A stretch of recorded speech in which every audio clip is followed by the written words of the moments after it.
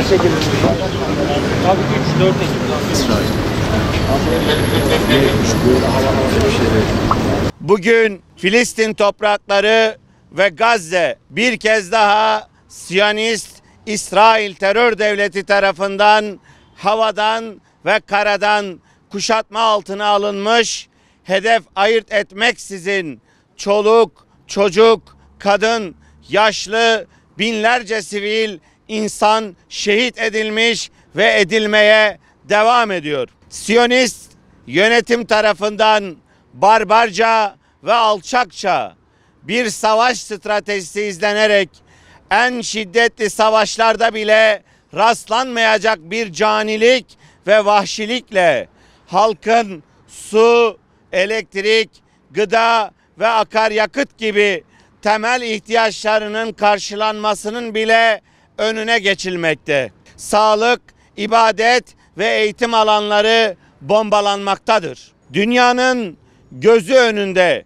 savaş suçu işlemek yönünden hiçbir eylemden kaçınmayan Siyonist İsrail terör devletinin bu eylem ve faaliyetleri asla kabul edilemez. Siyonist İsrail terör devletinin insan haklarına ve savaş hukukuna aykırı bu sınır tanımaz eylemlerine behemehal son vermesi gerekmektedir. Ayrıca halkı Müslüman ve Filistin davasına son derece duyarlı İslam coğrafyasındaki ülkelerin liderlerinden de ikiyüzlü politikalarından vazgeçip halkın gerçek duygu ve düşüncelerine tercüman olarak bu terör devletiyle ekonomik, siyasi ve askeri ilişkilerini sonlandırmalarını talep ediyoruz. Bilhassa ülkemizin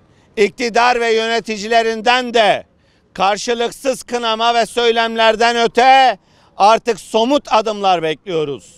Bu hususta İsrail terör devletine güvenlik sağladığı ifade edilen İncirlik ve Kürecik üslerinin derhal kapatılmasını, Azerbaycan'dan gelen enerji akımının durdurulmasını, Türkiye-İsrail arasındaki başta askeri ve diğer bütün anlaşmaların sonlandırılmasını istiyoruz.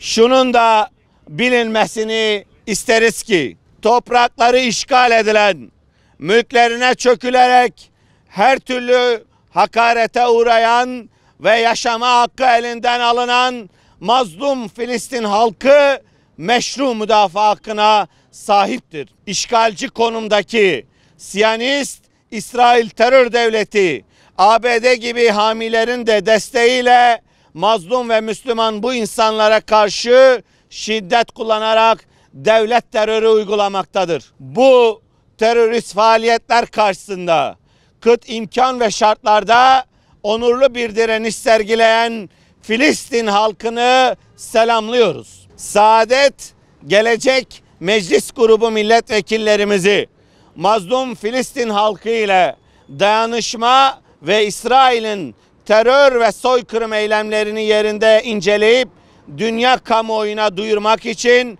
bugün sabah itibariyle Gazze'ye gitmek üzere uğurladık. Bizler de bugün burada Diyarbakır Adliyesi önünde İsrail terör devletinin mazlum Filistin halkına karşı uyguladığı sistematik soykırıma, insan hakları ihlallerine, savaş hukukuna aykırılık suçlarına ve katliamlara karşı İsrail devleti ve yetkilileri hakkında Saadet Partisi Diyarbakır İl Başkanlığı olarak suç duyurusunda bulunduk. İsrail terör devletinin yerel ve uluslararası ceza mahkemelerinde yargılanıp mahkum olacağı güne kadar konunun takipçisi ve savunucusu olacağız.